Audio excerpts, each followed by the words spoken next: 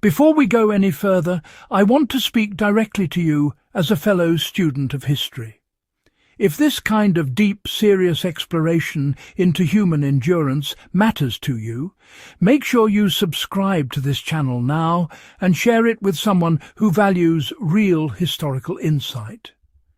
This channel exists to preserve lessons paid for in suffering, ingenuity and discipline.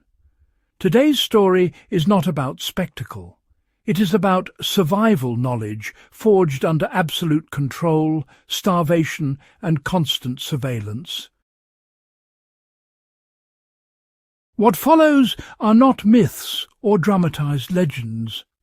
These are techniques documented by prisoners held in German camps during the Second World War, especially in places like Stalag Luft 3 and other POW and concentration camp systems run under the Wehrmacht.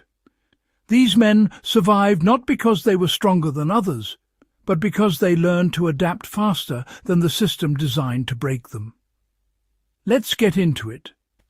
Why prisoners learned that routine was a weapon, not a comfort. One of the earliest realizations among long-term prisoners was that routine preserved mental stability. Prisoners who created strict daily schedules for washing, exercise, mental study, and even imaginary work survived longer psychologically. This wasn't about productivity. It was about maintaining agency. Even today, this applies directly to survival situations. If you are stranded, detained, or isolated for extended periods, building a rigid daily structure prevents mental collapse. Survivors from German camps noted that men who drifted without routine deteriorated rapidly, regardless of physical health. How prisoners turned scraps into currency and power. In German prison camps, official money was useless, but trade never disappeared. Cigarettes became currency, but so did bread, buttons, string, and information. Prisoners learned that possessing trade goods meant leverage. One man might trade a cigarette for a needle, then trade the needle for food. This principle remains vital in modern survival thinking. In any closed system, identify what others need more than you do and trade strategically, never emotionally. Survival is rarely about hoarding. It is about circulation. Why observation saved more lives than strength ever did. Prisoners who survived the longest were obsessive observers. They studied guard rotations, listening for boots, counting the seconds between patrols, memorizing which guards looked away during inspections. This skill directly enabled escapes from camps like Stalag Luft 3. Applied today, this translates to situational awareness.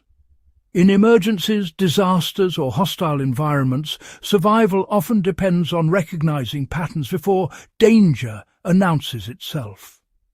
How starvation taught prisoners to eat differently, not less. German camp rations were insufficient by design. Prisoners learned to stretch calories by eating slowly, chewing longer, and spacing meals strategically. Some saved small portions to eat before sleep, reducing nighttime hunger-induced panic. Modern survivalists can apply this by rationing not only food quantity, but timing. When supplies are limited, managing hunger psychologically becomes as important as managing calories physically. Why learning became a survival tool under total deprivation. Education flourished secretly in camps. Prisoners taught each other languages, mathematics, engineering, and law from memory. This intellectual resistance kept men mentally alive. Survivors later reported that those engaged in learning retained purpose. In modern isolation scenarios, mental stimulation is not optional. Books, memorized knowledge, or skill sharing can dramatically increase resilience under prolonged stress. How prisoners used hygiene as a defense against death. Disease killed more prisoners than violence. Survivors became militant about cleanliness even without soap. They cleaned wounds with boiled water, aired clothes in freezing temperatures to kill lice, and enforced hygiene rules within barracks.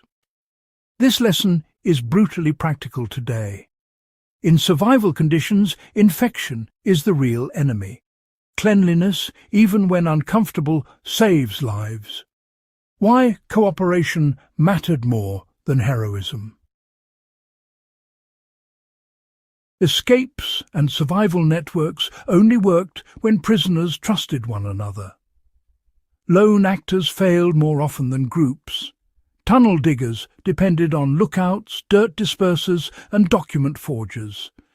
This principle holds universally. In any crisis, forming reliable alliances increases survival odds dramatically. Isolation may feel safer, but it rarely is. How prisoners use small acts of defiance to preserve willpower. Defiance didn't always mean escape. It meant standing straight during roll call, sharing jokes, refusing to emotionally surrender. Psychologically, this mattered. Survivors consistently wrote that once a man gave up inside, death followed quickly. Maintaining dignity under oppression is not symbolic, it is physiological. Why hope had to be managed, not indulged. Blind optimism killed men. Prisoners learned to balance hope with realism. They planned for survival, even when liberation rumours spread. This grounded mindset prevented emotional crashes. In modern survival terms, hope must be disciplined. Prepare for the worst while working toward the best. These lessons were not learned in classrooms. They were carved into memory under starvation, cold, and fear. They remain relevant because human psychology has not changed. If you want more serious, source-driven explorations like this, subscribe to the channel now and share this video with someone who values history as a survival manual, not entertainment. This is how we keep these lessons alive.